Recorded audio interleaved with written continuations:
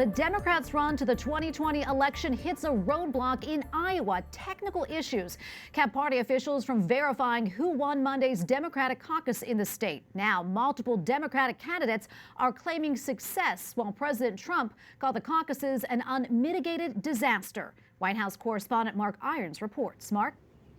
Tracy, the president says he's the only one who can claim a big win in last night's caucus.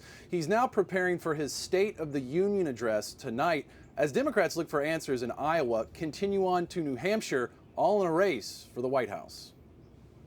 So thrilled to be here in New Hampshire.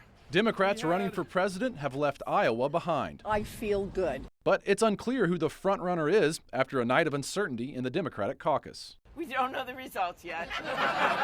Minor problem. The Iowa Democratic Party says the results were delayed by glitches in a mobile app that was supposed to speed up the process. They add, "We have every indication that our systems were secure and there was not a cybersecurity intrusion." Before heading to New Hampshire and the second stage of voting in the Democratic primary, candidates sounded optimistic. I have a good feeling we're going to be doing very, very well here in Iowa. We feel good about where we are. By all indications, we are going on to New Hampshire victorious. But confusion in Iowa is giving the president a chance to slam his opponents. He tweets, "When will the Democrats start blaming Russia, instead of their own incompetence for the voting disaster that just happened in the great state of Iowa?"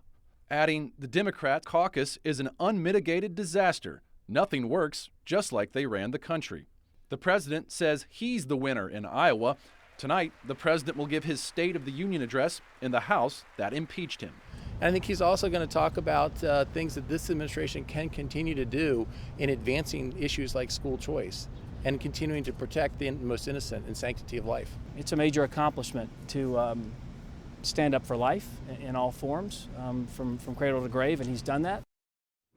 The White House announced the guests that will be attending tonight's State of the Union address, including 2-year-old Eli Schneider from Kansas City, Missouri. She was born at just 21 weeks and 6 days, making her one of the youngest babies to survive in the United States. Tracy. Okay, thank you, Mark. White House correspondent Mark Irons. Thanks again, Mark.